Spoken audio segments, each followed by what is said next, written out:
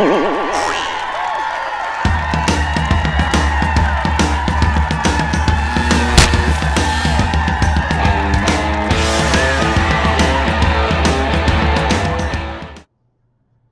everybody. Welcome to another Comic Source Comic Boom collaboration. This is your DC Spotlight for the week of August 1st, 2023. I can't believe the year's well on its way to being half over.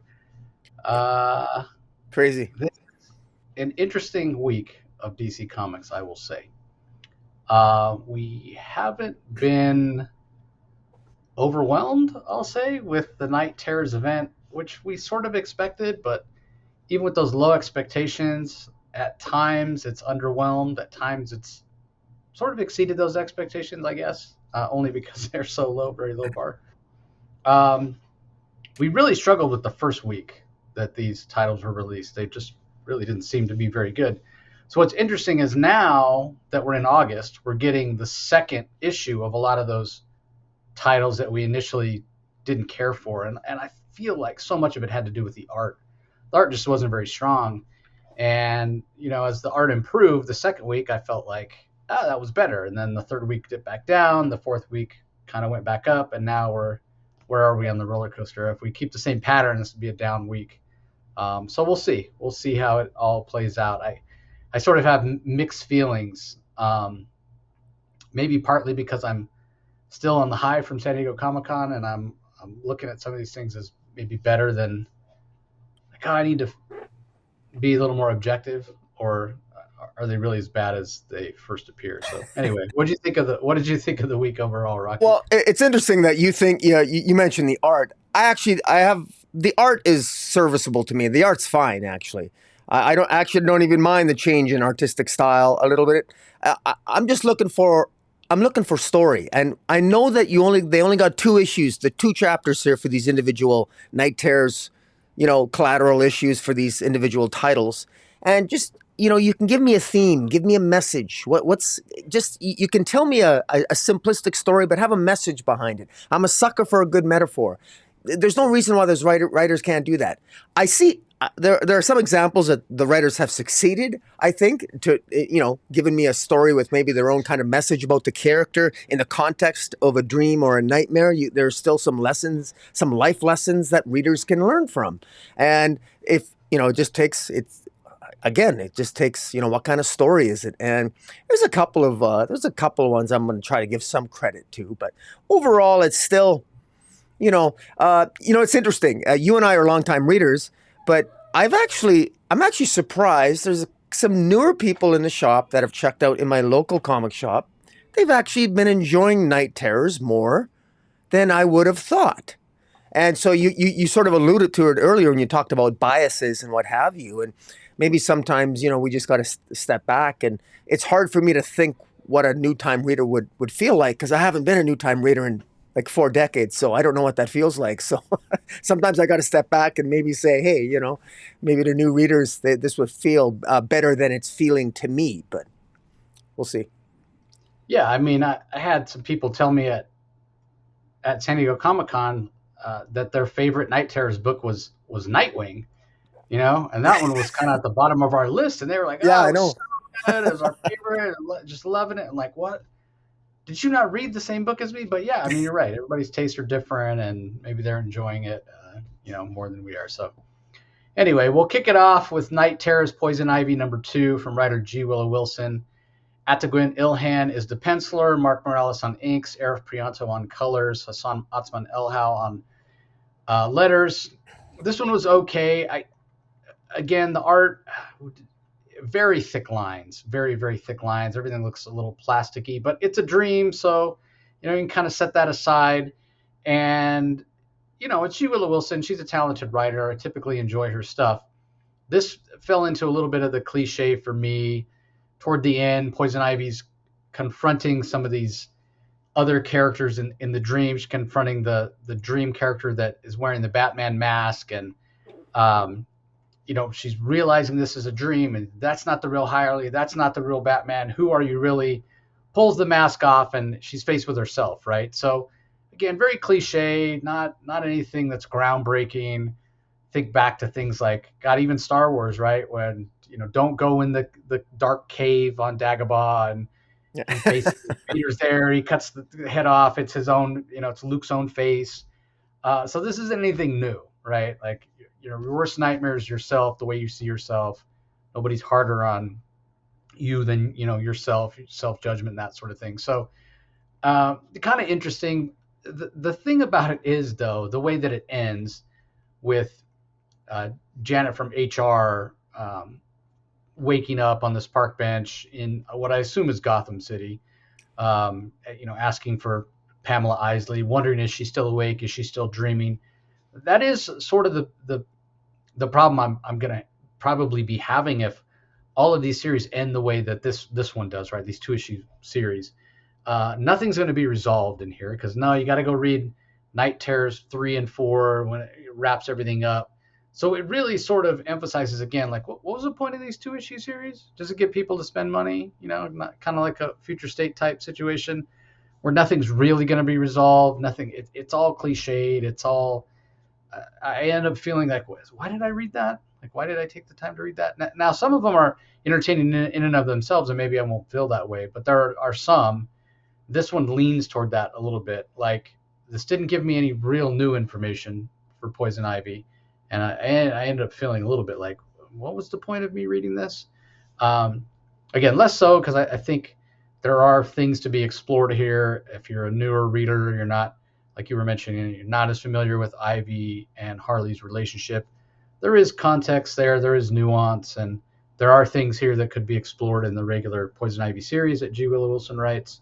We'll just have to wait and see. But for me, this one was only okay. Like, if I was grading it on a 1 to 10, I'd probably give it a 6, right? Just above average, but not a whole lot there. It's not something I'd go back and reread. So what were your thoughts on it? Well, first, I want to give some credit to J. Willow Wilson. She incorporates characters from her main series proper, and one of the characters is Janet from HR, from the Human Relations Department. And Janet, Yeah.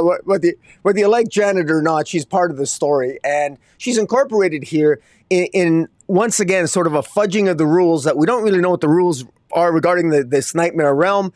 How is it that Janice is trapped in Poison Ivy's dream? I mean, because that's exactly what Janet is in Poison Ivy's dream. Well, how is that possible? Well, that's never explained, and we shouldn't expect an explanation. The only way that I can get something out of this, and I did get a little bit out of it, is, I said this before 1,000 times in our reviews, I'm a sucker for a good metaphor, and I actually really love I get an Alice in Wonderland kind of feel with this art here, particularly artist Atigan Elhan's art. I love the way he does the eyes, and I love the color work. I just really love the art here in this issue. I really like it. And in particular, where I'm getting the symbol and the metaphor and some theme here is Ivy doesn't let there's two things. Ivy doesn't let Ivy doesn't let Harley fight her own demons. And so Ivy is very protective of Harley. And there's that theme there again. And that's how the strength of their relationship. Ivy and Harley are very close. And, maybe it's the new modern age interpretation of heroism, where you don't let other people fight their own demons. You can help them fight their own demons. And Poison Ivy is very protective of Harley. And also there is the fact that nightmares, there's nothing alive in a nightmare. You can't kill a nightmare. A nightmare is never alive to begin with. And the way I see it here, Poison Ivy is the embodiment of life. She's literally a living plant by some interpretation. And here she is. She's trapped in a nightmare. The fact that she's having a nightmare in and of itself is Poison Ivy's worst kind of dream, especially if you accept the fact that a nightmare is not alive to begin with. And yet here she is. She's nonetheless willing to live in a horrible dream where there's technically no life, just because Harley is there. And she loves Harley enough that she'd be willing to live in her own nightmare just for Harley. That's what I get out of this story, and I think that's why I get more out of this story. And maybe that's just my own headcanon, but that's sort of what I'm getting out of it. And the rest of this is just window dressing. Beautiful window dressing, thanks to Elhan's art, with Batman and Selina being the terrible neighbors, making Poison Ivy's life miserable. And then Janet from HR showing up.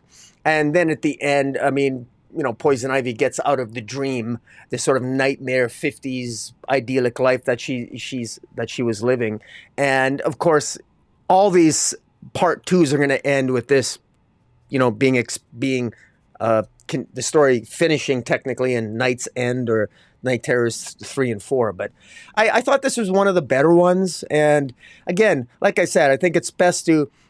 J. Willow Wilson at least had a little bit of something to say, building on the character work that she had in the main series proper. This was further developed there, and so that's why I didn't mind this. Yeah, one of the things I'll mention before we move on to, and again, your mileage may vary. Some of them were a little bit more of a chore to read than others, but almost every book was more than just 22 pages, I think. Yeah, 30 pages often. Some of them are 30 pages or 36. Yeah. Yeah, like there was one in particular I was reading. I'm like, how long is this book? And I was like, God, 30 pages. I wonder it feels like it's going on forever. Anyway, up next we have Night Terrors Black Adam #2, written and illustrated by Jeremy Hahn, colors by Nick Filardi and Rex Lucas, letters by Troy Petrie. This was one of the ones that we liked the art the first go round, even if we weren't 100% on board with it not necessarily jiving with the recent Christopher Priest run on Black Adam that we really, really enjoyed. I felt like the art took a little bit of a step back. It wasn't quite as sharp on this one, but it was interesting. I liked seeing Black Adam confront the Wizard. I liked the fact that the Wizard turned into like this giant, almost kaiju-like monster skeleton type. And it really is exploring some of the true fears of Black Adam, but I felt like it didn't go far enough. And maybe that was because the panels tended to be really large here, so there wasn't a lot of space for as much characterization as I maybe would have liked. But I don't know. Again, maybe I'm just biased. That Christopher Priest recent Black Adam run it showed so much of the potential of the character that he can be so much more than just a mustache twirling villain or anti-hero like he's been for so long in the DCU. There's so much complexity and potential for him, which I had never really considered, because he's always just sort of been a two-dimensional character, to be honest. So this was, in my mind, a little bit of a step backward, but I did enjoy the art, even though it wasn't quite as sharp. The color work especially was really, really fantastic. And I could sort of see maybe where Jeremy Hahn was trying to incorporate a little bit of what Christopher Priest had done recently, but it just wasn't as sophisticated or executed quite as well. But this was another one that ended without an ending, basically, with it saying to be continued in Night Terrors Night's End, which Night Terrors Night's End. I mean, maybe there's some anthologies coming that are going to finish this off. Because it didn't say, finish a Night Terrors #3 or #4 or what have you. I know there's a checklist, but I honestly haven't looked at it that closely. So anyway, what were your thoughts on Black Adam #2?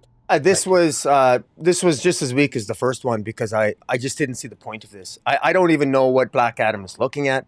Why is the Wizard part of his nightmare? At one point he says the Wizard turns into this. I don't know what the Wizard turns into. An Egyptian something, and says, "I am the shape behind your eyes, the resplendent truth you have sought for an eternity." Well, what is that?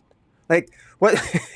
What has he sought for an eternity? What has Black Adam sought for an eternity? I mean, we got this complex character that Christopher Priest gave us a lot of complexity to Black Adam, where he's sort of sought for a redemption and felt guilty for an eternity.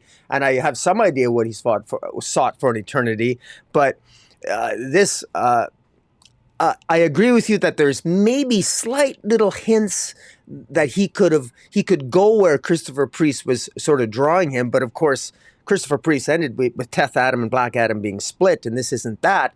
And man, it would have been so amazing to incorporate that nightmare. I mean, right now I think Black Adam at the end of Christopher Priest's story, I think Death Adam is living a form of a nightmare with being split from his Black Adam character. And what a perfect opportunity to build on that with this Knight's Terror 2 issues.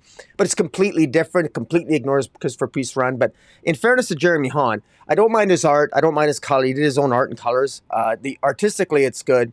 I just don't know what's this character, what's his nightmare, what's the point. This seems really, really redundant. And I don't understand the point. I don't know what Black Adam is even terrified about. He says no on the final page. No. What's he afraid of? He's staring at, he knows he's a nightmare. Deadman in the form of Batman tells him at the beginning that tells him basically what's going on. Black Adam's smarter than this. And I don't know. I acknowledge what you said. You'd spoken to some creators at the San Diego Comic-Con, and they all are doing their best to, basically work with the nightmare concept, however they are. But this particular one, I couldn't find a metaphor to hang my hat on, and my head canon couldn't justify this story for me. But it is what it is. Yeah, not everything's gonna work, and in terms of head canon, the best thing we could say is, hey, the DC universe is a multiverse. Find some way to make it fit, and certainly we know the way you look at, even if you talk about the main universe, the Earth Prime or Earth Zero, whatever you want to call it, like they make no real effort to line things up in terms of timeline anymore either, right? So you got to look at this as, okay, so maybe the events of Night Terrors happened before Christopher Priest's run, because the fact that Death Adam and Black Adam are two separate entities right now is so fascinating and has so much potential, like I said, and that's not what this was. So all right, up next we have Night Terrors Batman #2, written by Joshua Williamson, art by Guillaume March, colors by Tomeu More, and letters by Troy Petrie. We mentioned previously when we talked about the first issue how it sort of tied in to the main story a little more than most. Makes sense. Joshua Williamson's writing the main story. He's writing this. So what were your thoughts on issue 2 here? This was one of the better ones. And, and I'm happy to say that I'm glad it's one of the better ones, because it should be, because it's Joshua Williamson. And maybe Joshua Williamson, he didn't communicate enough with the general concept with some of the other writers. But I actually like what he did here. This actually saved it for me, because I was really wondering where this was going to go. And this all has to do with how Joshua Williamson, Batman's having a nightmare, and he's basically, in his nightmare, is a young Bruce Wayne, a younger version of himself, is basically holding him accountable. And Batman is in a dream where he's essentially Joe Chill, and he's witnessing, he's looking at a twisted version of his younger self, a young Bruce Wayne, who it's revealed spent 90 minutes in the presence of his dead parents before a beat cop walked by and discovered that this young boy was orphaned. And the highlight of the issue for me isn't Batman's conversation with Insomnia, where Insomnia, there's a black door that appears, and Insomnia questions Batman, saying, is the Nightmare Stone behind the black door? And Batman tells him, no, I don't know where the Nightmare Stone is. And it's revealed, Batman reveals that this black door is what Batman himself created in his own mind, because Batman has trained his mind so well to get out of his nightmares. But what's preventing Batman from getting out of his nightmares in this issue, and I thought this was well done, was Deadman himself. Deadman, possessing Batman's body in the waking world, is making it more difficult for Batman to get out psychologically of his dream as Batman normally would. So I kind of like that, because it kind of plays up that Batman could normally get out of this nightmare probably faster than most, but Deadman is causing a hindrance there. But in the meantime, what happens, and what Williamson scripts so well, is a conversation that Batman has with his younger self. And this is something that this actually had an impact on me. I don't want to, this is where I could be, if I'm not careful, I could overshare my own personal experiences. But there was a time in my life where it is a part of form of therapy. And yes, I have had some therapy in my life, to the surprise of perhaps no one. But you can actually talk to your inner child. That's actually part of it. And it's interesting what you can reveal there. And what I really love it here, this is Batman talking to his younger self, telling his younger self that, you're going to grow, in this moment, you think your mission is yours and yours alone, but you're never alone, and you'll have a life unlike you ever expected. And you'll have friends you can't imagine, someone who can fly and shoot fire from their eyes, someone who can stop bullets with their bracelets, who are so fast they can break the speed barrier, and children who will make you into a better man. And a young Bruce Wayne says to Batman, that sounds like a dream. And he says, it's more than that, it's family. And I got to tell you, when you connect with your inner child, because Batman, part of Batman, I think in Williamson's interpretation, always wondered, because you ask yourself, if you could talk to your younger self, you know, do you think your younger self would be disappointed with who you became? The expectations you have, because we're always hardest on ourselves. Would a younger version of myself be disappointed with what I did with my life? That's a harsh question to answer. And if you've got a low self-esteem or you're at a low point in your life, coming to terms with that answer is huge. And that's what Batman does with here when he's speaking to his younger self. And it's a beautiful ending because his younger self says, I'm proud of you. And that's so powerful to Batman. And what's so uplifting about it is that here Batman, he's in a nightmare of his own making. And somehow he becomes more empowered by it just by talking to his younger self. I thought it was beautiful. And it ends, and the power of the young Bruce Wayne telling him, that I'm proud of you. And then ending by saying that bats are cool. And then Batman's pulled into the light. I thought that was absolutely beautiful. That like I said, it's metaphorical. It speaks outside the comic. There's a life lesson there. I thought this is what I think these night terrors should be, is that if it's disconnected from Dawn of the DCU and it's in its own continuity, well, give us a life lesson. Give us a theme. Give us something that we can remember. I'm going to remember this individual issue for a while because it really spoke to me and it brought back some good memories. And so I particularly loved it. And when Batman's pulled out and he's pulled into the light, he looks like he meets Damian. And it's unclear if he's still in a dream, but I think Damian himself is recovering from perhaps in his own dream or waking up from his sleep from where he was when he went to the master of sleep and dreams or whatever. But I actually really enjoyed this. This is probably one of my picks of the week. I'm still undecided yet, but I really enjoyed it. What about yourself? Yeah, it sounds like you liked it a little more than I did. I thought it was okay. I think I got hung up a little bit in the sort of the continuity of it. I mean, from what we saw most recently in the main series, like Deadman is still in control of Batman's body. We know Batman himself doesn't like like that, for lack of a better term. So we can understand why it wouldn't. We understand why Batman would not want Deadman in charge of him. That's not a big stretch, if you will, by any measure. But I don't know.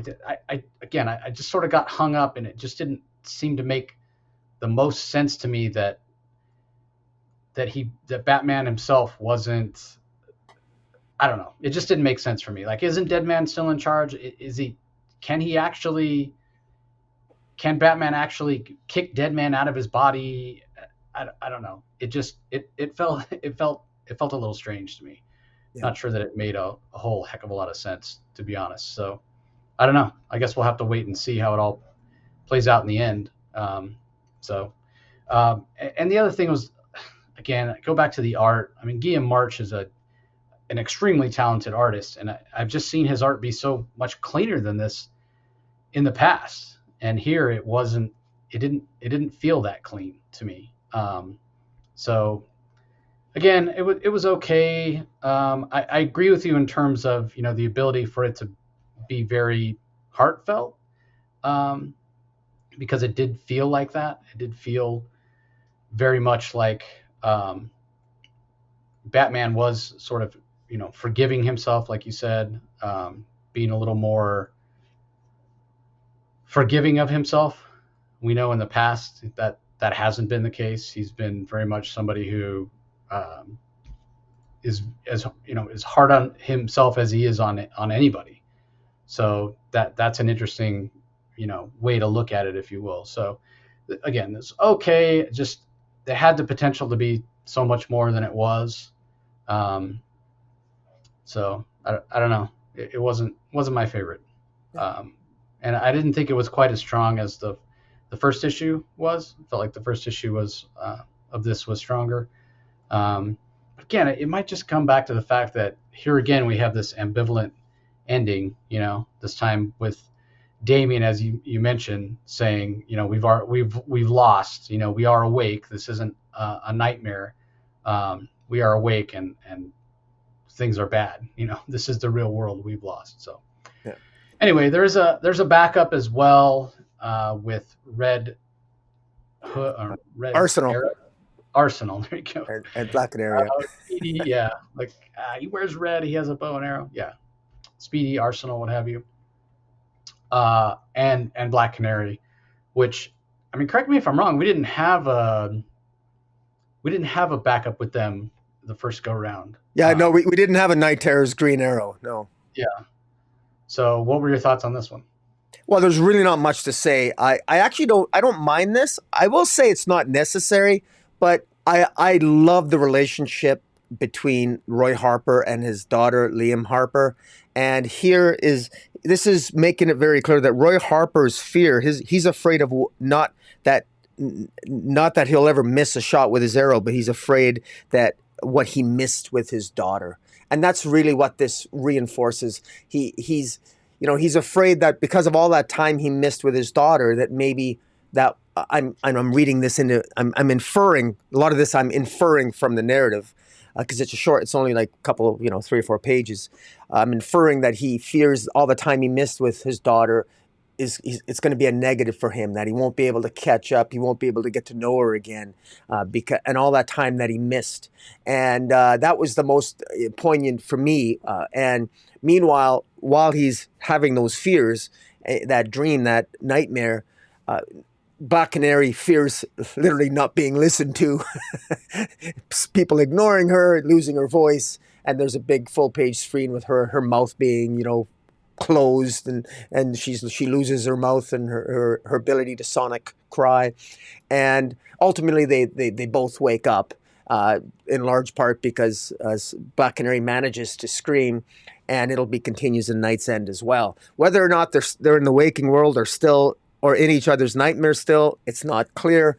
Again, as we've said in our reviews and all these, it's never entirely clear because all the writers are inconsistent. All the writers are playing by their own rules. We're never sure. We can never be certain that any of these things are ever either in the waking world or the nightmare world. We get beautiful art. We often will get some pretty cool art and some interesting visuals, but it's never clear where we are, even though we might think we know where we are. A lot of it depends on the narrative, but I didn't mind it. So, did you feel a little bit better about the backup? Yeah, I mean, you mentioned the relationship that Roy Harper has with his daughter, and that, it's a good relationship. He's clearly a devoted father, and it's an interesting aspect to the character. It's a little more recent. I mean, say recent, but it's like been 20 years now since Leon's been introduced. But certainly, a way to add a little depth to Roy Harper as a character, because a lot of times in the past he's been sort of two-dimensional, right? Like just the hothead, very impetuous, and he's had his drug problems and that. So it has grounded him, and it makes sense when you think about it. He didn't have the best childhood, and so it would make sense as a character that he would want his daughter's childhood to be much better than his own was. So from that aspect, it all works really, really well. Yeah, and I should add. Yeah. I should add, Trevor Hairston's art is he continues to improve from his Deceased series, and I really thought Trevor Hairston's art continues to shine here, because I got vibes of Deceased, and of course I should, because it's Trevor Hairston's art, and I thought the art was pretty good. Yeah, I agree. But getting back to what I said, yeah, I enjoy Roy Harper's relationship with his daughter and how much he cares about her, but it's also interesting to see Roy's dynamic with Dinah, right? Because that's really sort of his stepmom in a lot of ways. If you think of Ollie as his, surrogate father, then certainly you would think of Black Canary as his surrogate stepmother in a lot of ways. So I think it works on that level as well. Another thing that's interesting is that, the moment where, apparently Black Canary's fear, or what Roy thinks is her fear, is losing her powers. But she kind of clarifies, more. It's more to do with not being heard, not being seen, being ignored, and you get that image, which reminds you of nothing more so than the Matrix, right? That scene in Keanu Reeves where how are you going to have a phone call if you can't talk, and Keanu Reeves mouth sort of closes up. But the reason I mentioned that is because in the first part, in the first story in this book, there's a moment where Batman raises his hands up and stops bullets, just like Keanu Reeves in the Matrix. So I was very much like, had Joshua Williamson just watched the Matrix when he wrote these two scripts? Because yeah, it was just something I noticed. So um, yeah, pretty interesting. Again, it's okay. It certainly adds context, but I think this issue is a little emblematic of the sort of the event overall, in terms of this event's okay, but it's not the end all be all. It's not necessarily living up to its potential, I feel like. So anyway, moving on. Up next, we have Night Terrors, the Joker, #2. Matthew Rosenberg is the writer. Stefano Raffaele is the artist. Romulo Fajardo Jr. on colors. Tom Napolitano on the letters. I seem to remember us being pretty curious about the cliffhanger, the way this one ended. So I guess, the next question is, did this meet your expectations? Well, I will say that what met my expectations is we got more Matthew Rosenberg's patented type of humor. And it's interesting. I generally enjoy Matthew Rosenberg's humor. I know some people who do not. But there definitely was some jokes here. And I mean, in a nutshell, I actually think that Matthew Rosenberg had fun with these two issues. And I'm glad that Matthew Rosenberg is restricted to two issues, because he crams it all in two issues, because I think he has a tendency to decompress. He has a tendency toward decompression when he's given 12 issues, because I think whether it's the man who can't stop laughing, or his was a Task Force Z or whatever it was. I think he had a 6-issue story that he dragged out for 12 issues. But in any event, this is the Joker who is the Joker kills the Batman, and this is the Joker's worst nightmare because the Batman's dead.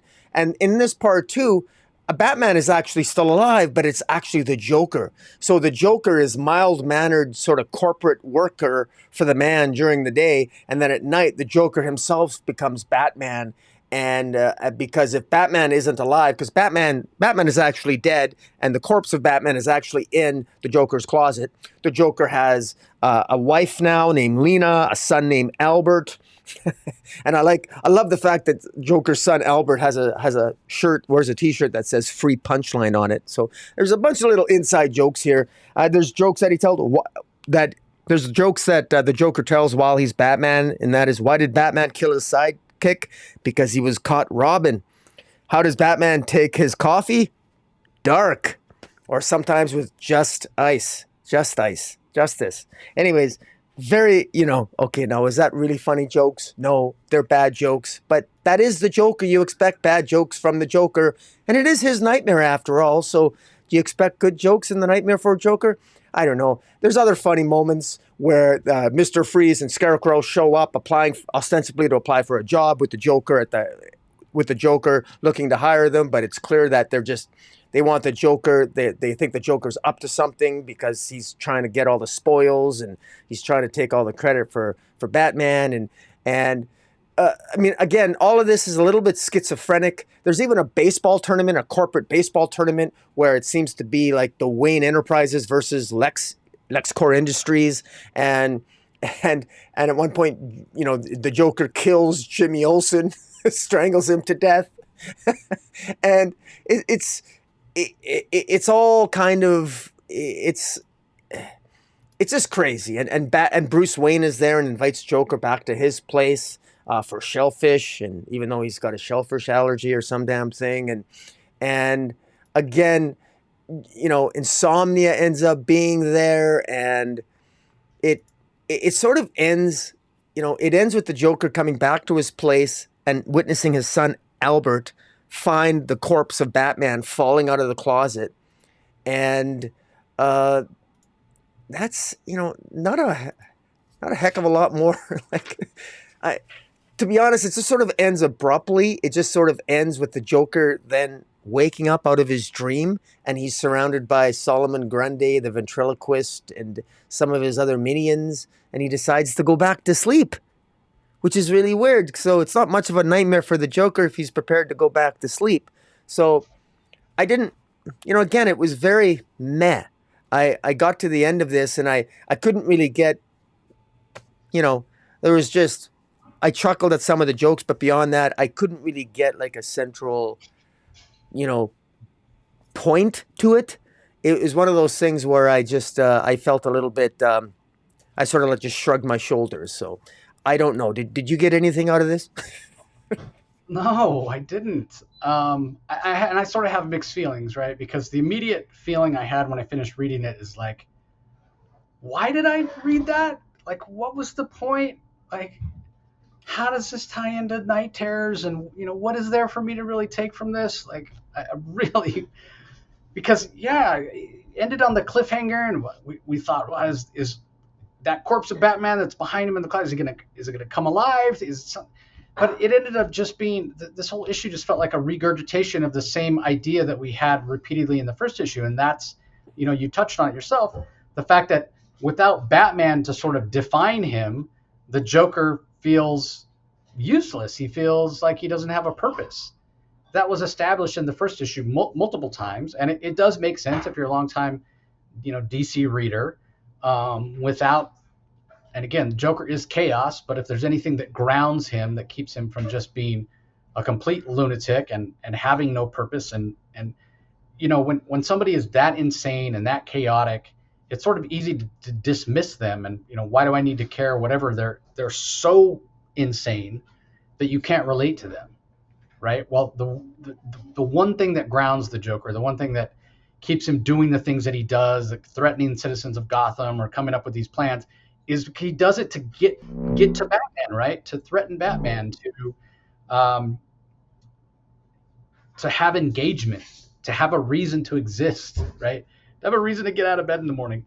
So you remove that, and yeah, he's got nothing, and that there is something to that idea, but it keeps getting presented over and over and over and over, and it's not necessarily necessary to have it presented over and over. And so yeah, I end up thinking, well, it's like telling the same joke or the same song with one note just playing over and over and over. After a while, it gets boring. There's only so many times you can listen to that song Tequila, dun, dun, dun, dun, dun, dun, dun. And I say that without even realizing that was one of Pee Wee's songs, right? Pee Wee Herman. Paul Rubens passed away today. Yeah. Very sad. Yeah. He touched a lot of kids' childhood, so best to his family. But getting back to this, yeah, it felt one note, right? So from that aspect, didn't feel like I got a lot out of it. However, on the other hand, in terms of tying into night terrors and what have you, there might not be a lot there. But for someone who isn't as familiar with the Joker, isn't as familiar with the DC universe as we are, there can be a lot here. This is a great story to illustrate that point over and over, no matter which angle the Joker comes at it from, or how he tries to make his life matter, whether it's having a job at Wayne Enterprises, no less, or having a family, or getting dressed up as Batman himself to try to give his own life meaning. It just doesn't work without the real actual Batman. So there is something to be said for that, for somebody who has not read as many Joker stories as you and I have. So I can kind of see it both ways. And really, I wonder if at the end of the day, when we look back on this event, if we look at it as, yeah, this is something that really is a way to bring in readers who like horror that maybe aren't as familiar with DC. Horror, as we know, is very popular right now in comics. So was this really a plan by DC editorial, as much as we give them, credit for doing any sort of plan? Hey, it's horror centric. Bring in some new readers that like horror, introduce them to some of these concepts of the DCU, and I don't know, maybe it'll work. So I can see both. Again, I have mixed feelings. I can see both sides with this. And the art was chaotic and crazy, just kind of like the story was. So in terms of tone, even though it was sort of messy, the art, it suited the tone of the book really, really well. So yeah, it's not in the running for my book of the week, but I think it's not as bad as my first initial when I finished reading it, going, oh my god, what the hell was that I read? Try to be positive, as I said. Anyway, up next we have Night Terror's Ravager #2 from writer Ed Brisson. Dexter Soy handles the art. Veronica Candini on colors. Troy Petrie on letters. We mentioned last time this one seemed to tie in a little bit more to the main Awake portion of the DCU, I guess, with something trying to escape Ravager's dream and get out to the real world. So that's not insomnia and doesn't have to do with the sleepless nights, but has to do with something else. So I like that there's a little more going on. I like that there possibly can be something that comes out of Night Terrors that isn't directly related to it, insomnia or the Nightmare Stone or what have you.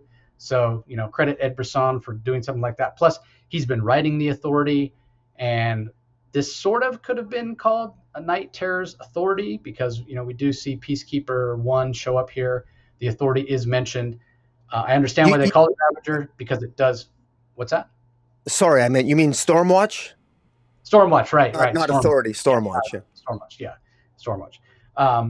And so, yeah, this does focus on Ravager, more so than anybody, and really focuses on her trauma in terms of her ability to let things go with her father, and how she can't basically. So yeah, there's a lot to unpack here. This one was just a little bit more straightforward. Certainly when we talk about Black Adam or the Joker issues that we were just talking about, where we're like, yeah, it didn't really tie in, really not much to say there. Sort of the writer just going, sky's the limit, handcuffs are off, I can do whatever I want because it doesn't count because it's a dream or nightmare or what have you. And not really caring about setting things up for the future, what have you, just telling a story that's very insular. You expect more from Ed Brisson, and he delivers. The art by Dexter Soy, very kinetic. He draws action as good as anybody in comics these days. So, yeah, I really enjoyed this one. And in the hands of Ed Brisson, I'm becoming more and more a fan of Rose Wilson, more and more a fan of Ravager. So, what were your thoughts on this one? I thought Ed Brisson did a good job on this. I love the fact that the nightmare version of Rose Wilson is actually, her father is the Murder Man, whereas Ravager's father is Deathstroke in the waking world, and in the nightmare world, you got the Murder Man and his daughter Rose Wilson. And the Murder Man has the secret. He has the plan that got to kiss my daughter goodnight. Murder Man has the plan. He wants to paralyze in the nightmare realm. Nightmare Man, Murder Man wants to paralyze and sever the spinal cord of Ravager because he wants to basically make her immobile so that he can control when she's sleeping and when she's awake. So that way she's the portal into the waking world. So the Murder Man can enter the waking world through Ravager. That's his plan. And he wants to leave his nightmarish daughter, Rose Wilson, in his stead to rule the nightmare realm, essentially. And so I sort of I thought that was kind of creative. I sort of like that idea. And I really like the design here by, forgive me, who's the artist on this? Dexter Soy. Dexter Soy. I love the art. I love the design here of Murder Man. I love the fact that the horns seem to come out of his eyes, like it's a skull, but the horns come out of the eyes. It looks amazing. And how Ravager escapes the dream. She escapes the dream by essentially, it almost looks like she freezes him. She releases some liquid nitrogen, I think, that sort of freezes the Murder Man, and then shatters him with her sword. And just as she's doing that, Peacekeeper 1 is injecting Ravager in the waking world, is injecting her with something that it's not clear what Peacekeeper 1 is injecting her with, but at the beginning, he's talking to Stormwatch headquarters, and it looks like his plan is to inject her with what normally is injected in him, I think. Remember, Peacekeeper 1 was experimented upon by Simon Saint, the magistrate, and Simon Saint was riddled with like a version of the fear gas, and Peacekeeper 1 also has like nanotech in his bloodstream, so I'm not clear exactly what Peacekeeper 1 injected Ravager with to wake her up, but it might have some consequence. The other interesting aspect of this is that when she is pulled into the waking world with the help of Peacekeeper 1 injecting her with that sort of unknown substance, and she brings back with her some of the blood of the murder man, and the blood seems to be alive. And so so at least an essence or some of the blood of the murder man came into the waking world. And I got to wonder now, does that mean is this eventually going to lead to the murder man coming into the waking world in an, outside this event or not? I don't know, but I actually like this because I love the murder man as a character. This is a key issue. Well, I mean, I guess the last issue was the key issue, but I like this. This was one of the ones that, okay, well, this is actually kind of interesting to me. It's something that might have actual ramifications beyond just this token event. So I enjoyed it. Yeah, I mean, ramifications not only beyond the token, but maybe they have nothing necessarily to do with it. A way to sort of make it matter more. You go back and look at this event. I mean, wouldn't it be interesting to go back and look at this event and say, maybe the event wasn't the most important thing, or didn't really land that well, but that's where the murder man came from, right? Like, we can look back on what Infinite Crisis. There's not a lot of people that talk about Infinite Crisis as, oh, that was such a great event, but that's where we got Jaime Reyes Blue Beetle, right? You look at it like that, or look back on the 52 series, which actually it's still very beloved, but that's where Kate Kane Batwoman first appeared. So things like that can work, and only time will tell. So. All right, well, that does it for the Night Terrors issues. Up next, we have Justice Society of America #5 from writer Jeff Johns. Mikkel Yanin and Jerry Ordway are the artists. Jordi Belair and John Kalis on colors, Rob Lee on letters. I wish I'd had time to go back and reread the first 4 issues of this, because it feels like forever that we were waiting for this to come out. Not sure what the heck all the delays are with this, but we know there are more delays coming. It's really frustrating because I feel like the story's been robbed of a lot of its momentum, and thus I'm just not enjoying it as much as I was previously. But what did you think about this issue? Well, I thought this was overly simplistic. I can't believe I'm saying this, but I was expecting more. I wanted far more substance than this.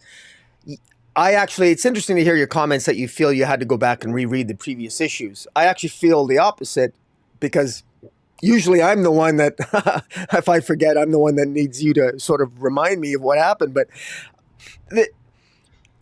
there's no substance here. Literally, all we have is, all of a sudden, without a lot of explanation, all of a sudden we got different versions of Per Degaton attacking different versions of the Justice Society. In a nutshell, Madame Xanadu, who's got the snow globe from Flashpoint Beyond, which contains the essence of the Flashpoint universe, she uses that to essentially call forth, with the help of Dr. Fate, all the different versions of the JSA, as many different versions of the USA from different timelines that she can, to help with the battle against Per Degaton, who attacks them in the middle of nowhere. And there's multiple versions of Per Degaton, and the art is fantastic. Mikkel Janen's art's fantastic. And Madame Xanadu has visions of Per Degaton at different points in history, the past, present, and future. And there's old versions of Per Degaton, new, young. And there's even a young child version of it. And essentially, it involves all the Dr. Fates who are more powerful against Per Degaton, because they and the Huntress herself, because the Huntress herself, Helena Wayne, is a living paradox herself. She's more effective against battling Per Degaton. They essentially end up containing Per Degaton in the snow globe. So you end up with Per Degaton being trapped in the snow globe along with Flashpoint Batman, Flashpoint Robin, who is Two-Face's son, Dexter Dent, along with Martha Wayne, who the Martha Wayne Joker of the Flashpoint universe, and he's trapped in the snow globe. And meanwhile, Helena Wayne is now trapped in the future because her future no longer exists. And so those of us who are longtime readers can know that 5G, what used to be 5G, doesn't exist anymore. So Helena Wayne doesn't exist, but yet she does, because Helena Wayne now is a living paradox, just like Power Girl is, just like Flashpoint Thomas Wayne is, just like Earbird Dawn is, and just like Per Degaton is. So we've got these living paradoxes. And so we've got these characters in the DC universe that sort of exist, that they no longer have an Earth to call their own. Their existence defies conventional or even scientific or even comic book science explanation. They just exist because we love them as characters, I guess. Which, such a Jeff Johns meta thing to do.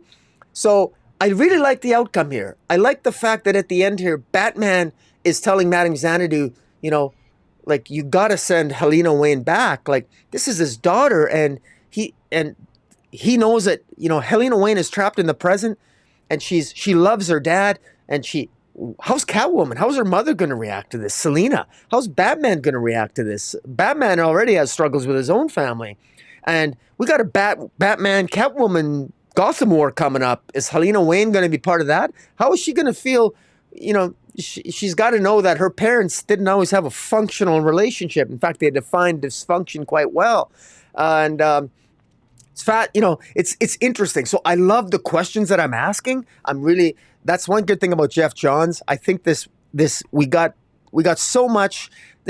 It lacked the type of substance that I wanted. I wanted more. I wanted this to be a 12-issue series, but that damn Jeff Johns, you're too slow. Hey, if this was a 12-issue series, we wouldn't get to the end of 2026. Well, we can't have that, and it's frustrating when I love the writer, but I hate his slowness, or whatever the reason is. I don't think it's Michael Janin, but who knows? But anyways, at the end, I like the crossover with Stargirl, The Lost Children, also written by Jeff Johns, great art by Ted Nock. Here, Judy Garrick, Our Man, they show up, along with Stargirl show up at the end when Judy Garrick, when Jay Garrick and Mr. Terrific are talking about the problem with Helena. What are we going to do about that? So, again, I love this comic. I just wish we got more of these characters.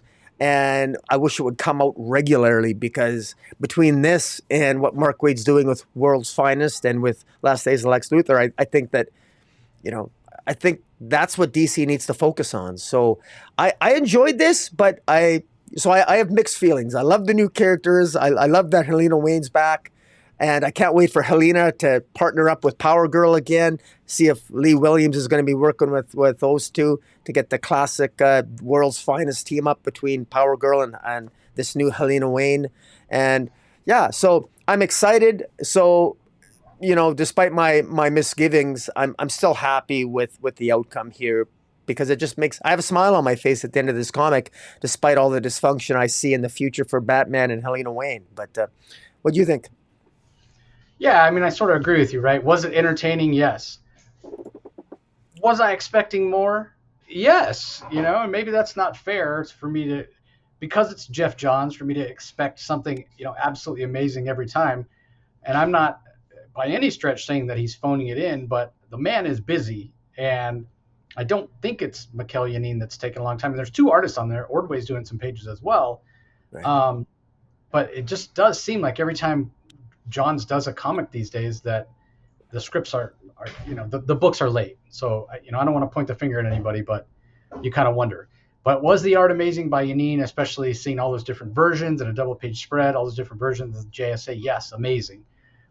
Did it seem like Per Degaton, after all this buildup, was defeated maybe a little bit too easily? Yeah, that's part of the disappointment. But when you look at what this sets up going forward, it's so interesting. Right? Like, we sort of already knew Thomas Wayne was a paradox. We certainly know Eobard Thawne is as well, Reverse Flash or what have you. Traveling through time, whatever, Thomas Wayne. Flashpoint shouldn't exist, still does. And a lot of this was established in the Flashpoint Beyond. I was surprised to see Power Girl's name among those.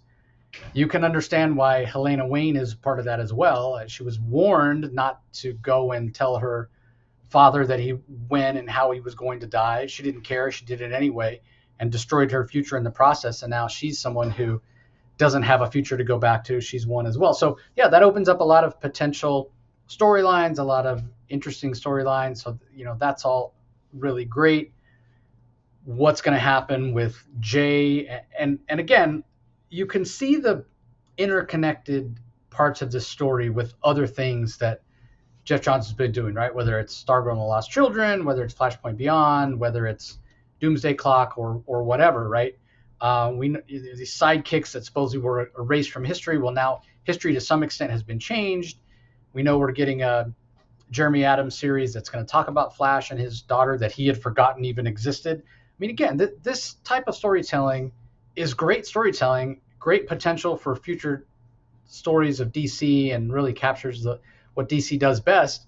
But I go back to what I said at the beginning, like you lose so much momentum and you lose so much reader interest when things don't come out on time. And again, I'm not pointing the finger at anybody, but if Johns doesn't want to do this in a timely fashion, then don't release the series until you have it all, right? Until you have all the scripts, or at least farther along. So yeah, mixed feelings about this one as well. There's a lot to love.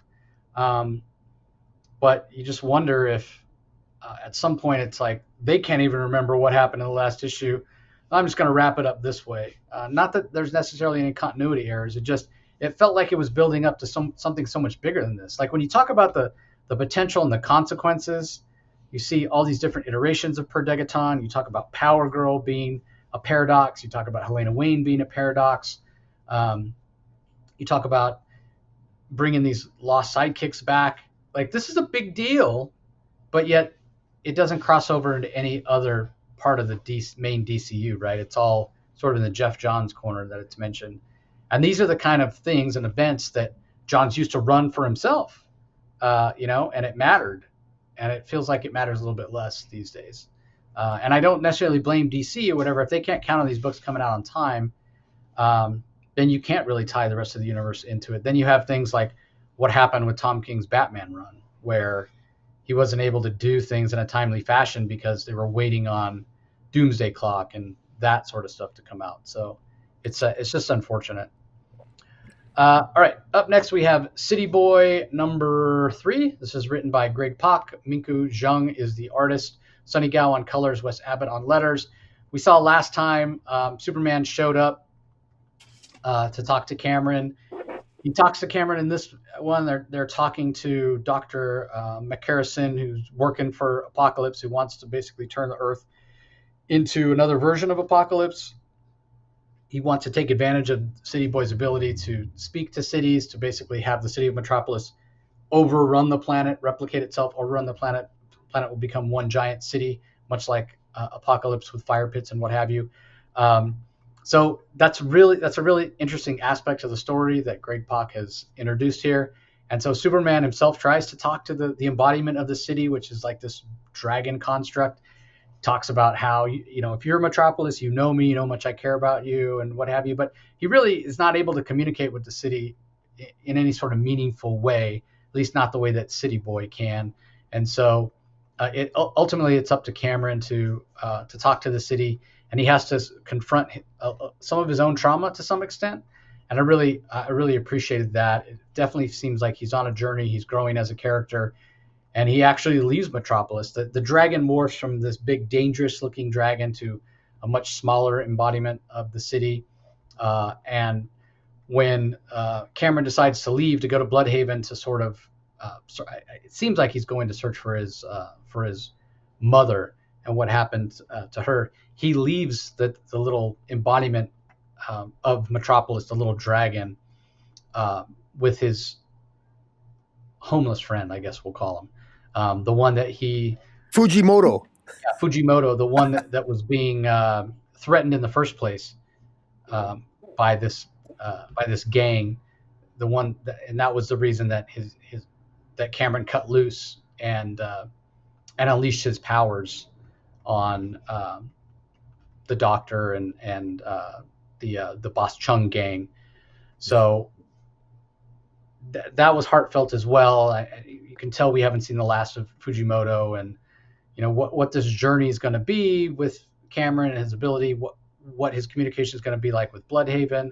Just a very interesting character, and again, not to use a word I've used a lot in this episode, but yeah, just a lot of potential here for this character and for more stories. So yeah, I enjoyed this one. What'd you think?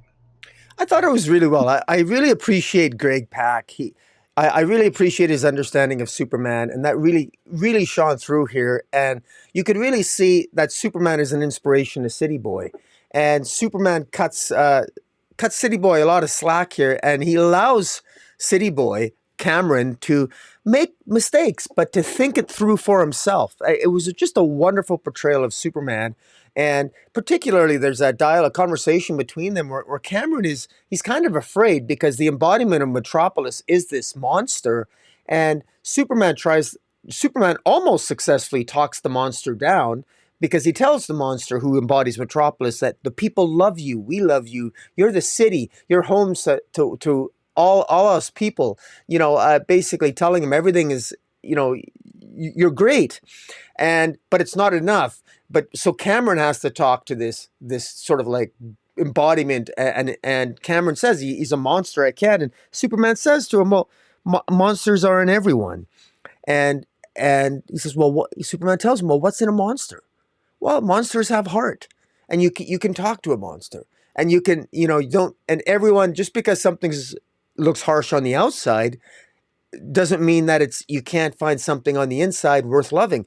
And doesn't that embody a city, right? Some cities are terrible, right? On the outside, we can all talk about cities we don't enjoy being at, or we on the outside might be crime ridden, but they contain wonderful people, right? Same with countries, same with cities. And so, again, that comparison, I thought it worked really well here.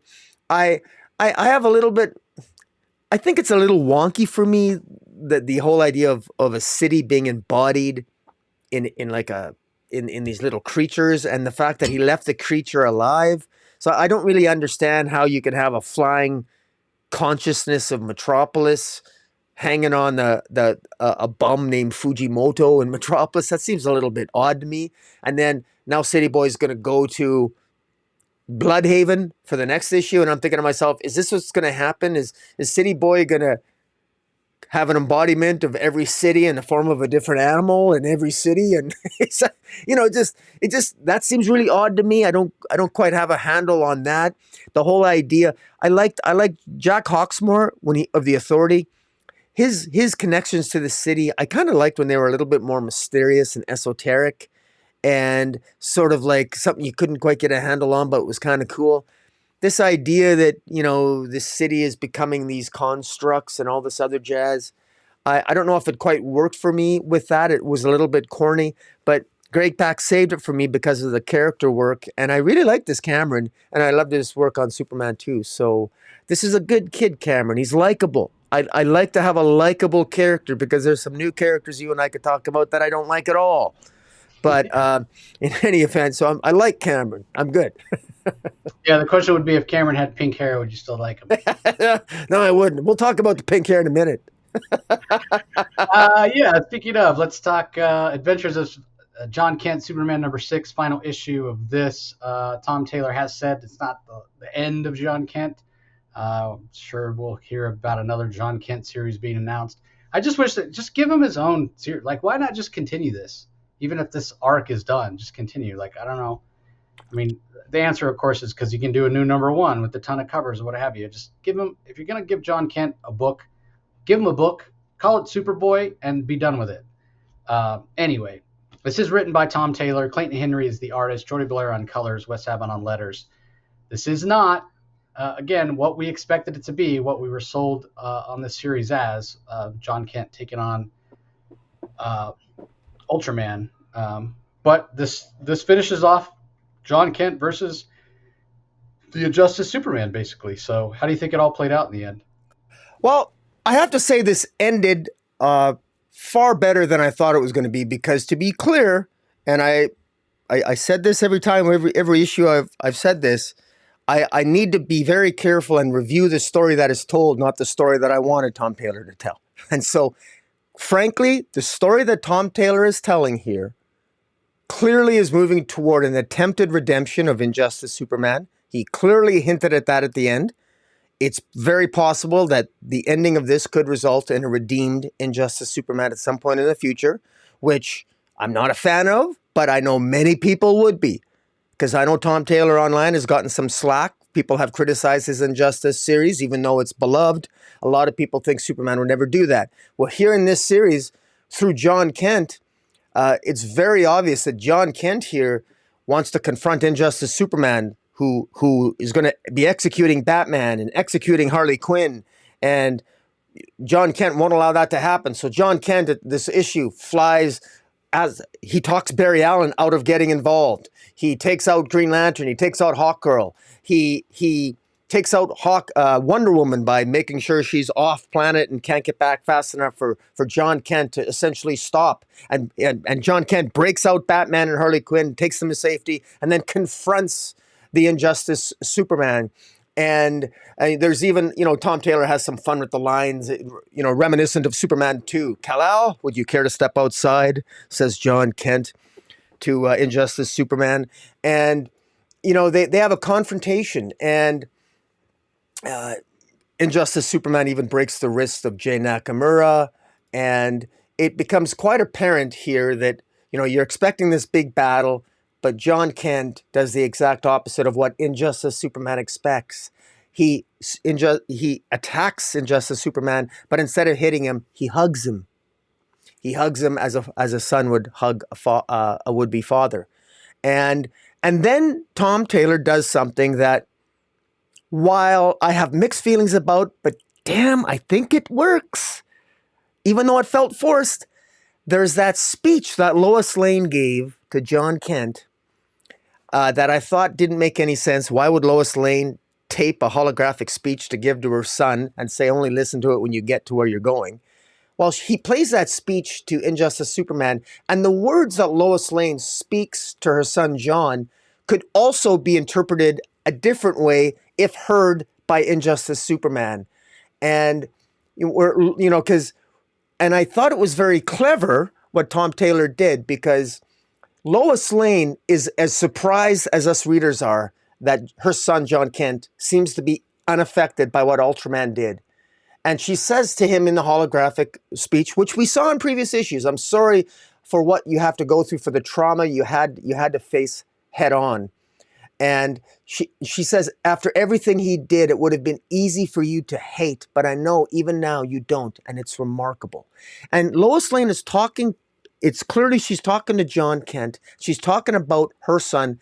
But we have to remember, of course, readers of Injustice know that the Injustice Lois Lane died pregnant with a would-be John Kent. And here this Injustice Superman is hearing another Lois speak to this other iteration of his son. And it's clear that this other iteration of his son is a better Superman than he is. And you can tell it takes its toll on it. And it's very effective. And just as you're waiting for Injustice Superman to react, Injustice Cyborg hits him with a device that's going to slowly materialize him back into his own Earth. And it's basically a message that he says to Superman, saying that, okay, in a nutshell, you can be a better man and, make different choices. And what I thought was particularly interesting is, and here's my huge prediction, outlier prediction, I think he's going to break up with that pink-haired guy, Jay Nakamura. And why do I think that? Because one of the realizations that John Kent has when he gets back, he goes, I get it now. My father's resistance, or my father's hesitance to do more. It's not because it would be too hard to tackle more of a world's problems. It's because it would be too easy. And because one of the criticisms that John Kent, when Tom Taylor first started writing him, was that he was too proactive. Why is he trying to interfere with world's affairs? Did he learn nothing from his father? And it was part of John Kent's actions where Jay Nakamura, he met Jay Nakamura as a member of Truth, and he was kind of like his own activist group. Some people call him a terrorist group. And Jay Nakamura is very, very socially active and is is all for interfering in the world's affairs to make the world a better place. With John Kent has now seen what happens if he goes too far, because he saw what happened with Injustice Superman, how a world can live in fear but yet look okay on the surface, but when you dig underneath, they're fearful. John Kent, is this experience going to change John Kent? I think it's going to change him. I hope it does. How is this going to affect John Kent's actions when he gets back to our world? And in particular, is there going to be future conflict with Jay Nakamura? Because I think that John's attitude toward the role that he should play in the world might come into conflict with Jay Nakamura's own activist activities. And that might disrupt the relationship, allowing John Kent to finally embrace the love of his life, Saturn Girl. And that's all I got to say about that. I was about to say, are you saying it might, or are you saying I hope it does? I hope it does. That's my wish. That's my headcanon. Okay. Fair enough. Yeah, I mean, you're right. This does work. It does. You're right as well in saying that it does feel a little forced. First of all, very clever for Taylor to do it this way, right? To take that message that Lois recorded for John to listen when he got to the place where he was going, knowing he was going to confront Ultraman. It works. It works, right? And it's what we had said. Me. I don't know if you want to say that I was defending Taylor and his story, but in a way, yeah. Like, hey, this does work in terms of let Taylor tell the story he wants to tell. This Injustice Superman is, in a way, a stand-in for Ultraman. But in a way, it makes it more emotional, right? Because we know Ultraman's the bad guy. We know Ultraman doesn't have John Kent's best interest at heart in any way, shape, or form. So, could we, in turn, look at this and say, okay, well, based on what Tom Taylor did, it's actually a better story. The fact that it's Injustice Superman rather than Ultraman. I mean, there is a school of thought where I think that's actually true, because it does make sense to some extent, especially when you look at it in the context of what John says to Injustice Superman. I'm not the son that was killed. I could never. The way I am, who I am as a person, could never be your son. I mean, he's really giving some hard truths to the Injustice Superman. He says it multiple times. There's something wrong with this world.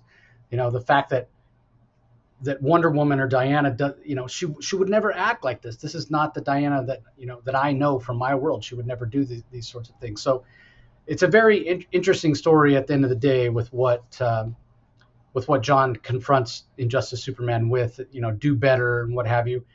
What I don't like about it is the fact that it doesn't really have an ending. It's open-ended. And I guess in a lot of ways, because Taylor chose to set this in the Injustice universe at a time before the story of the Injustice universe, we know how that ends, that the ending was written. So it couldn't really do something like have the Injustice Superman turn over another leaf or do something totally out of character, because there's more stories to come, right? Like it's no different than watching the Titanic or one of the Star Wars prequels or whatever. You're limited in what you can do because the story, you know what happens later. The story has to continue, what have you.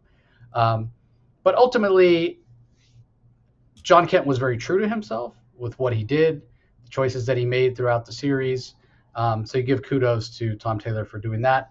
I do have to ask, though, based on what happened in Superman, Son of Kal-El, and the fact that all along Taylor planned to never have John Kent actually punch anything. One did slip through accidentally.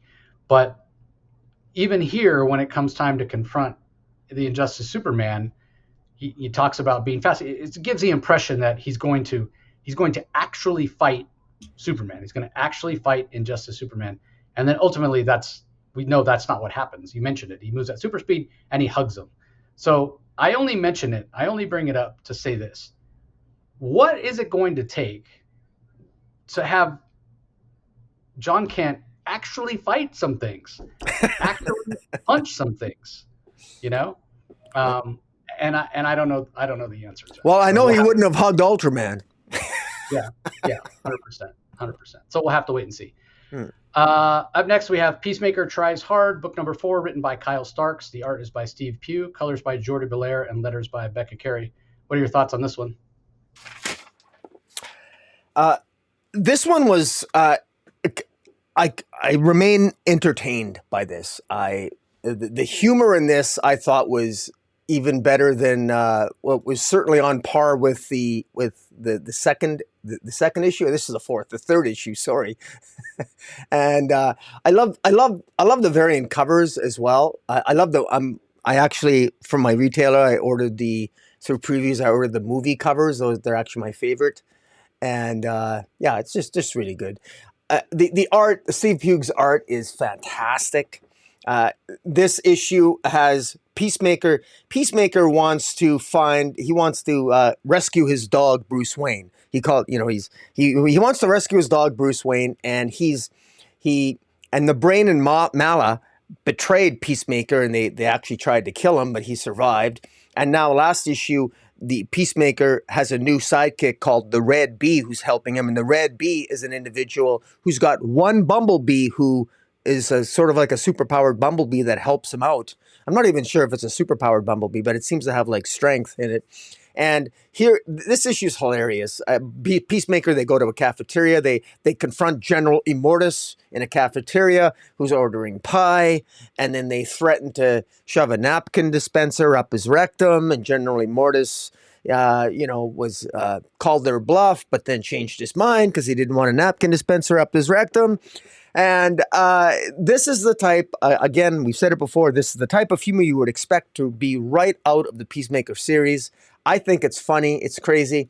At one point, Peacemaker even calls Amanda Waller, your favorite character, and Amanda Waller, he actually manages to convince Amanda Waller, he's talking about Bruce Wayne, his dog, but the way the conversation goes, Amanda Waller actually thinks that he's going to be kidnapping Bruce Wayne, and that gets Amanda Waller's attention. She's all for that until she discovers that the Bruce Wayne he's talking about is actually his dog.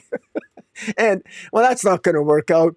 And we got a flashback of Red Bee in World War II where soldiers are getting killed. At the end, they end up fighting a character by the name of Snowflame, who is a cocaine-powered supervillain smuggler. And it involves poison frogs and poison centipedes.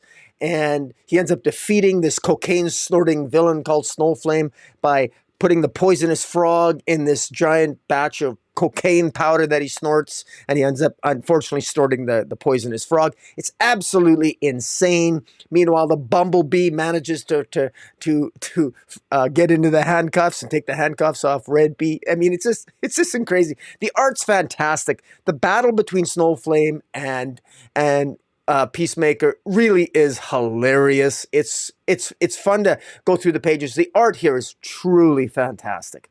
This has my vote for best art of the week, hands down. Best, I think this story is well paced. It's funny. It's action packed, and it ends on a cliffhanger with, they finally locate the tower where the Brain and Mala are, and it promises to have a confrontation between Peacemaker and Deathstroke next issue. I thought this was fantastic. This is one of my top 3 of the week, and I'm still deciding what's going to be my pick of the week, but I really enjoyed this one. What about you? Yeah, I mean, what's not to love about this? I mean, Peacemaker, don't get me wrong, he's a total idiot. He's a total moron. But you love him.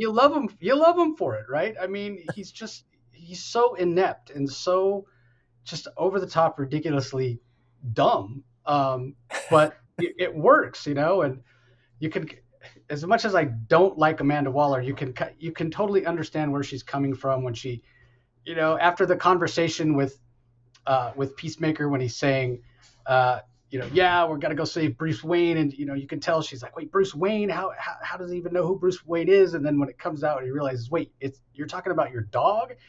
She opens up the little briefcase where she has the button where she can blow everybody's brain up, and she's hesitating over it. She's like, God, this guy needs to go. The world would be better off. Yeah. It's just so ridiculous, and then ultimately, decides not to. So yeah, this is over the top. This is ridiculous, but it's also laugh out loud funny. You're right about the art. It's absolutely hilarious. But there are there are some heartfelt moments, and you can't help but feel bad for Peacemaker. You know, part of it is his own doing. He's such a meathead, and he's so ill-mannered, but you don't blame him. We've had hints in past issues of the way he was raised. It's not 100% his fault that he's the way that he is, but you can understand why he has no friends and nobody wants to hang out with him, um, except for Red B, who's technically his parole officer. So yeah, this just a lot of fun. Um, it's unfortunate that a lot of the humor is adult humor, so you can't, this isn't something that I would recommend for kids. But I do wish that there were comics that had this level of humor that were for kids. And I don't know, I've never read any Dogman stuff, maybe, or Captain Underpants. Maybe that's what this is for kids. Yeah. But yeah, there's a lot to like here, a lot to love here. So yeah, big fan of Peacemaker Tries Hard. All right, up next we have Steelworks #3. This is written by Michael Dorn. The art is by Sami Basri and Vicente Cifuentes. Andrew Dahlhaus and Ulysses Areola handle the colors. Rob Lee on letters. What were your thoughts on this one? I gotta continue to give credit to. Just let me bring it up on the screen here. I am start at the beginning here. Michael Dorn, writer Michael Dorn.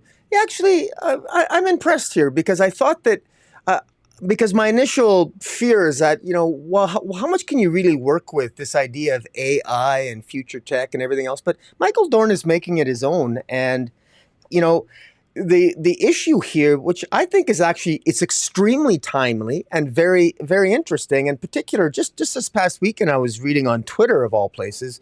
It was a link to they've actually discovered a way to eliminate to create motors and engines without generating heat. And this is apparently supposed to be a monumental discovery. Anyone listening can Google this. The patent it's free online. They believe it's going to be revolutionary. Our iPhones in the future will no longer be generating heat.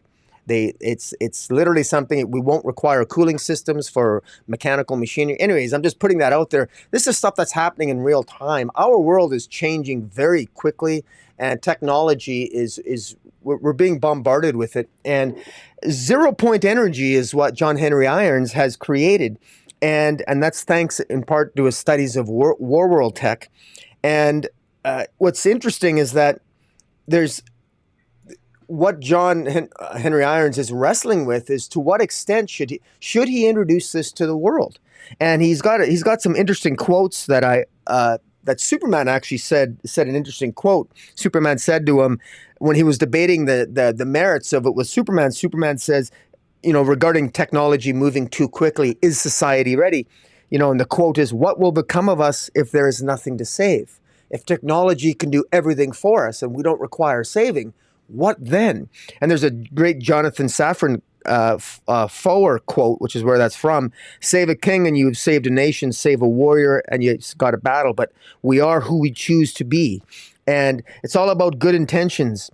A good quote from Amy Tan: "You can't have intentions without consequences. The question is, who pays the consequences? It's like saving a fish from drowning. It's the same thing. Is it worth, you can pull a fish out of water. You think you're saving it from drowning, but you're actually killing the fish. Is it really helpful to us to have all this technology?" And this is what John Henry Irons is dealing with. He's not sure if the world is ready for this new tech. And Natasha, his niece, is she was attacked last issue by this other character whose name I forget. This new character, and her molecules almost became merged with her suit, and so he's concerned about that. And Walker Industries is sent their androids to attack people during the Superman Day celebrations, and it I think what's happening here, if I'm reading this correctly, and I might be wrong, but there's something about this new 0 point energy that John Henry Irons has created that might potentially be having a negative impact on Lana Lang, his girlfriend, whose powers are her traditional Superwoman powers have returned, and they're going all out of whack. And so I'm wondering where Michael Dorn is going with this. What is Michael Dorn's statement going to be as a writer in terms of, are we going to get 0 point energy? Is John Henry Irons going to be like Tony Stark, or is he going to choose to maybe keep all his weaponry, all this technology closer to the chest? I don't know, but I'm really enjoying it. I think it's very timely scenario. It's a timely situation. It's an interesting topic. It's done in the context of the DC universe. Michael Dorn seems to have a handle on the characters. He knows a lot about AI. He knows a lot about metaphor and themes. He's a Star Trek fan. Of course, he was Worf. He knows how to write these types of stories, and I can tell. And so I'm impressed, and I'm on board with this, and I'm curious to see what he's going to have John Henry Irons say to the answer to those questions regarding the merits and the morality of 0 point energy. Yeah, I agree. I continue to be super impressed with Worf for writing this story in the DCU. Um, Clear that he's taken a lot of the themes about futurism and looking out for your fellow man, and a lot of those sort of positive themes from Star Trek, and is applying them to the DCU. I don't know that I would have expected it to be in a John Henry Irons book, a Steelworks book, but that is interesting in and of itself, right? The fact that it's called Steelworks and not Steel. It's not just focused on John Henry Irons or Natasha, but rather both of them. Really, Metropolis as a city, and the Superman family. We see plenty of them show up here. Very curious to see Lana Lang. I loved that Superwoman series when it first started. I feel so bad that it got heavy-handedly editorially directed in a different direction than Phil Jimenez originally had wanted it to go, because I think it would have been really interesting had he been able to do what he originally planned. But I like the idea of Lana Lang as this different sort of Superwoman, this with the red and white costume, what have you. So how that's all going to play out, we'll have to wait and see. I don't know. Is this a limited series? Was it? I can't remember when it was announced. I don't know. It was announced as a limited or ongoing. Good question. But it's great. The villains are great. I'm just super impressed. I'm not aware of Michael Dorn writing any comics previously. He probably, he is a writer, so if I had to guess, he's probably written some Star Trek comics previously, but I don't know that for sure. I'm going to look it up real fast here.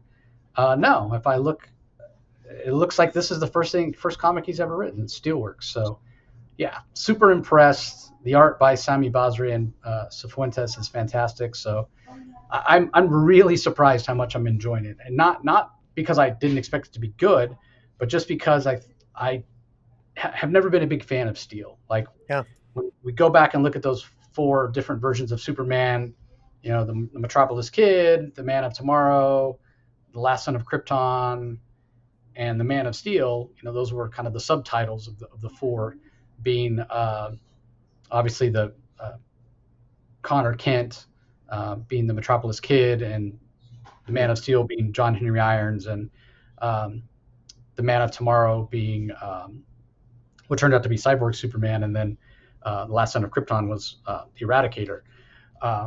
Steel was my least favorite of those 3. I found him to be the least interesting, and so never been a huge fan of John Henry Irons. I like him in the role he's in now, more of almost like a Mr. Terrific-like character or Tony Stark-like character, less in the costume, more out of the costume, more dealing with ideas of futurism and science, scientific discovery and what have you, and letting his niece wear the wear the armor, if you will. But I still don't understand how her mouth opens and closes. But whatever, we'll Yeah. leave that for another day. But yeah, I say all that to say I'm really enjoying it. To my surprise, how much I am enjoying it. So, all right, last book we're going to talk about in detail: the Sandman Universe Thessaly Special #1 from writer James Tynion. Maria Levette is the artist. Simon Bolin on letters, Anne Design on letters, and Simon Boland on letters. Anne Design doing the text page design. So Maria Levitt, the artist, is doing the line work and the colors. So you're a lot more familiar with Thessaly than I am. So give us your thoughts on this issue. Yeah, sorry, I'm just increasing the size of the. Yeah, this honestly, I could give a 30-minute review of this comic. Boy, oh boy, there's so much crammed in this issue. First of all, I don't have enough time. I don't want to spend all the time I could on this issue. This was actually one of my favorite in terms of this. This is so rich in subtext and so much is going on. This connects the Dead Boys that we reviewed, the Dead Boy detectives, along with the Nightmare Country, the Glass House, with what's going on with the Corinthian and the dead girl, Madison Flynn, whose soul was Morpheus, the Sandman, connected the soul of Madison Flynn to the Corinthian to prevent the Corinthian from just randomly killing whoever he wants. And Madison Flynn, the Corinthian has to receive Madison Flynn's consent before he can kill anybody. Now, tie into that, there's this movie company, the Teague Corporation, is hiring a movie company to do a story on Madison Flynn's life. And this somehow, forces it be, has attracted Thessaly the Witch out of her adventures with the Dead Boy detectives. Thessaly the Witch ends up, she's drawn to this Teague Corporation, and she doesn't really know why she's drawn there. But we know that Thessaly had a relationship with Morpheus, and she may have been in love with Sandman at one time, it's hinted at. And she's got a motive here, and she confronts one of the workers of this corporation, of this particular movie company. This woman named Tommy, her job is to hire a writer to finish the script on the Madison Flynn project, to tell the story of Madison Flynn. Well, Thessaly knows that Madison Flynn is dead and that she's not in the afterlife, because Thessaly has checked. She's got the power to check. So Thessaly is not in the afterlife. So where is the soul of Madison Flynn? Thessaly doesn't know. Meanwhile, so she's having a conversation with this Tommy, and Tommy hires one of her friends, Ambrose, to write the script. Thessaly puts a spell on him, and he basically works for days to finish the script. And essentially, you get snapshots of Thessaly's life, and she's lived for centuries. And Thessaly's always been good at protecting herself and being very, very selfish and narcissistically protecting all herself and manipulating people basically to get what she wants. And she doesn't know what the hell's going on at this Madison Flynn, but she's attracted to this Madison Flynn project. She knows that somehow it's connected. I suspect she feels that it's connected to Morpheus, connected to the afterlife somehow. There are other forces at bay. At the end, we get Calliope, who is a muse, who warns Tommy that you should tell Thessaly that, because Thessaly offers Tommy whatever she wants as a thank you for helping her, and she gives Tommy an aspect of herself, and that's not necessarily a good thing. She gets an impression of Thessaly is imprinted upon Tommy, and Tommy then is given a message while she's under the spell, and they touch a crystal ball. She's given a message from Morpheus to warn Thessaly that be very careful what you wish for. You might think you want what you think you want, but you probably don't want it. And Thessaly doesn't care. So she's going to be diving in to find out more about this Madison Flynn project. And we know that the corporation that is making this movie about Madison Flynn's life it's kind of a cult. It's a devil cult, and they desire the destruction of the world. So this is Armageddon like stakes here, and it's clear that Madison doesn't know what she's getting into, and it's clear that Madison has maybe got an eye to manipulate or get even or to kill Morpheus, and I'm not really sure why. I I almost want to go back and reread a bunch of past Sandman, but there's a lot of subtext there. There's a lot of substance here. If you've been following this so long, you'll definitely be into this. Maria Levitt's art is an acquired taste. I'm not always a fan of it, but it works here.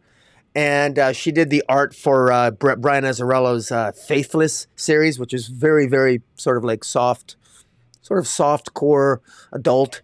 And I thought it worked here. If there's one criticism of James Tynion's work here, because he's done all these Sandman universe, this Thessaly, the Glass House, he's done all the work.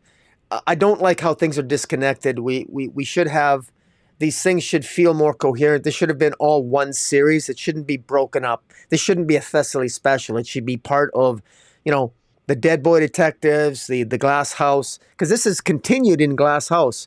It's just confusing. It's very wonky how they're jumping back and forth. This is absolutely going to be something that reads way better as a trade because it's all going to be collected in order. It's going to be much easier to read. So I cannot in good conscience recommend that people pick this up blind. I say wait for the trade. You'll be rewarded that way. It's only because I've been following this so long that I can appreciate the work that James Tynion has put into this. But wait for the trade if you haven't read it yet. Yeah, I mean, if I'm not familiar with Sandman, I haven't read a lot of it. Only recently with this latest iteration of the Sandman universe. I tried to get into it in 2016 when they launched the Sandman universe stuff, but I kind of fell off. But you're right in saying that this really ties in with the Nightmare Country series that James Tynion's been doing, the Dead Boy Detectives that we had from Pornsack Pichachote. So it really works on a lot of levels. This, for me, as somebody who's not that familiar with Thessaly, except for those series I just mentioned, this provided a lot of context, gave me a lot more information about Thessaly. I really enjoyed the text pieces. I thought that it worked really, really well.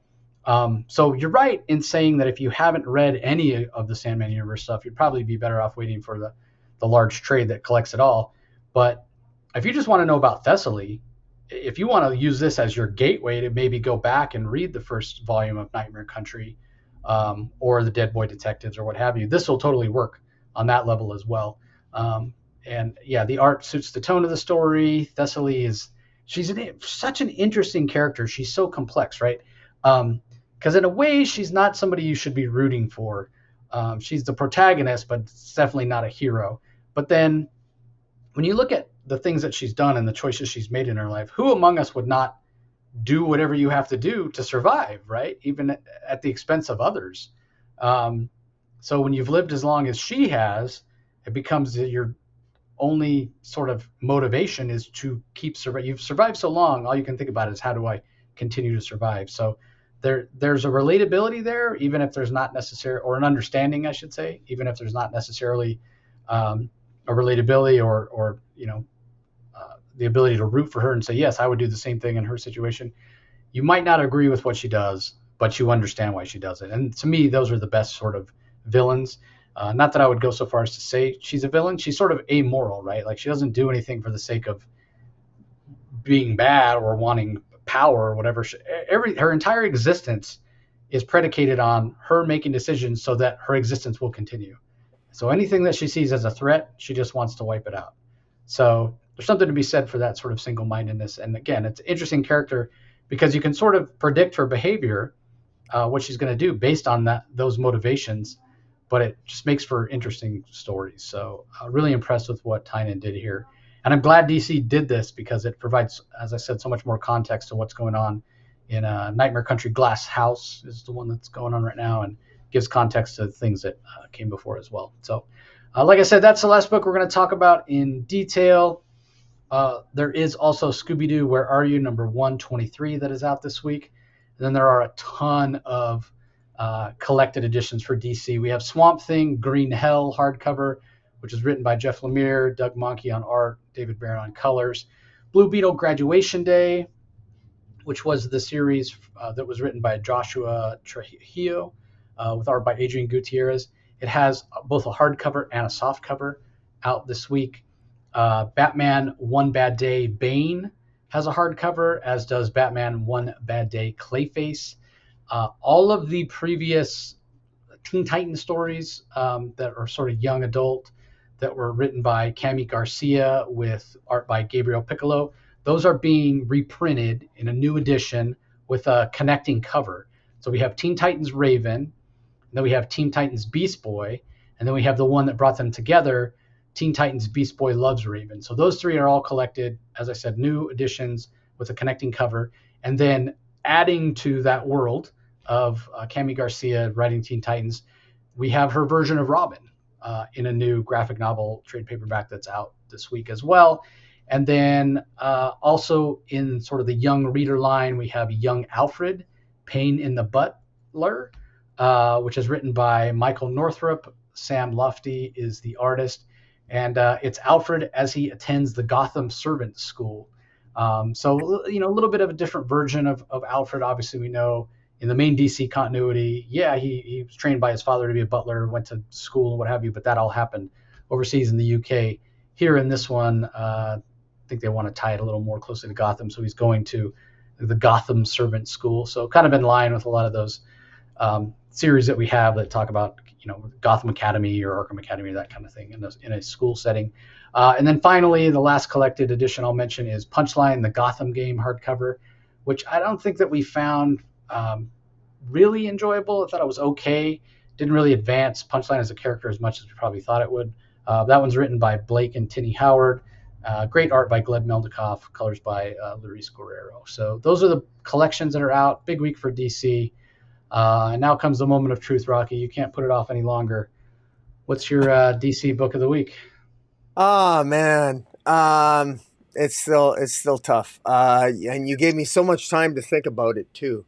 I'm going to. It was tough. I'm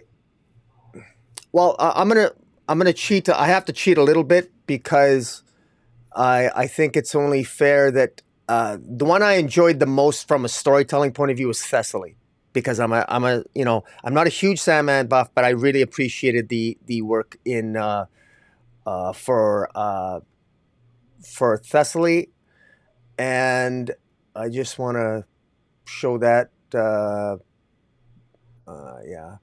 Thessaly. But as for DC work, I'm gonna go with Night Terror's Batman, because I really thought it just spoke to me because of my own personal experience, of connecting with your inner child. And I thought with Bruce Wayne, what Bruce Wayne said to a younger version of himself, I thought was just beautiful. And because if you can love the little boy in you, if you can love the inner child in you, then you can be your own hero and you can overcome anything. And that's what I thought was a beautiful message with Batman too, and in a Nightmare book on top of it. So, what about yourself?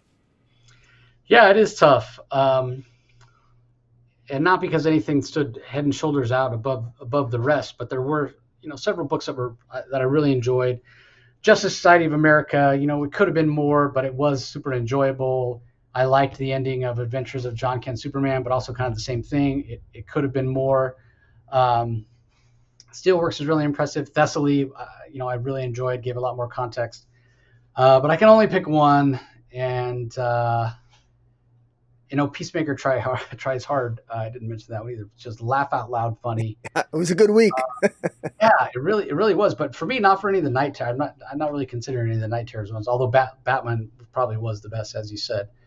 Wow. I'm gonna go with Steelworks. And I'll say that the thing that puts it over the top for me is Michael Dorn's writing. The fact that we confirmed this is the first comic the guy's ever written. He's knocking it out of the park in terms of pacing and story ideas and the heart that it has. It feels very much like a Superman book. It has the real feels of a Superman book, with hope for tomorrow and trying to see the best in people. So yeah, interesting villains as well. So yeah, I'm gonna go with Steelworks. Right on. All right, everybody, that's going to do it. I encourage you to keep listening to The Comic Source on your favorite podcast platform. I'm still in the process of getting out all the content and interviews I did at San Diego Comic-Con. They're really worth your listen, especially Joe Casey talking about the upcoming Kneel Before Zod, and Raphael Grandpa talking about the upcoming Batman Gargoyle of Gotham. I also encourage everybody, I just put an article up on the Comic Source website, as well as the LRMonline.com website, for The Cull, which is Kelly Thompson's creator-owned book that's coming out August 16th. I did a comprehensive look pretty much at just about everything that we know about the series so far. I have had a chance to read the first issue. It is so amazing. The art is absolutely incredible. I can't wait. It's a 5-issue series. I can't wait for more. I don't want people to miss this book. That's why I wrote the article I wrote is 2,000 words nearly, and tons of art. And I'm putting it out there, and I'm putting it out on social media, retweeting every day, because I need as many people to pick up this book as possible, because this is a book you do not want to miss, because it is something special. It's just so good. And so I enjoy her Black Cloak. I've been reading that. I've been enjoying Black Cloak, so I'll check. Definitely have to check out The Cull. Yeah, and there's links to Mattia de Luis, his digital painting, where you can go on YouTube and watch a little 2-minute video of him doing the digital painting. There's links to all that in the article. It's fantastic. You do not want to miss this series, I promise you. It's going to be worth your while. So I want to give a shout out to you as well. I listened to your Ram V interview at San Diego Comic-Con, and your Dennis Culver. My favorite was the Ram V one. It was great to hear Dennis Culver too. He's so passionate about comics. And Ram V, just all the comments and some of the things he hinted at with the Vigil. I'm definitely it's got me more excited for the Vigil, quite frankly. And so I've been reading ahead too, and I enjoyed the next issue of the Vigil. So yeah, it's really good. And I wish Doom Patrol was longer than it was. So I'm excited for some Robot Man and Zatanna in the future.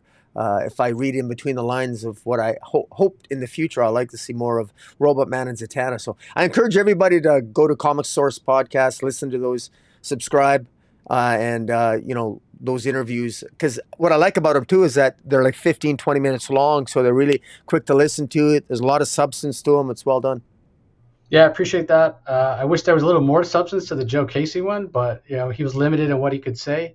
Because that Kneel Before Zod series doesn't come out until January. So when it gets closer, after that first issue drops, probably have a lot better idea what that's about. But yeah, a few more interviews coming, so be sure you go and subscribe, as Rocky said, and check them out. And don't forget to head over to YouTube and subscribe to Rocky's YouTube channel as well. Comic Space Boom! !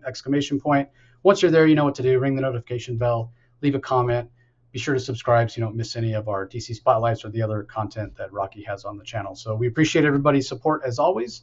And we will talk to you next time. Catch you later.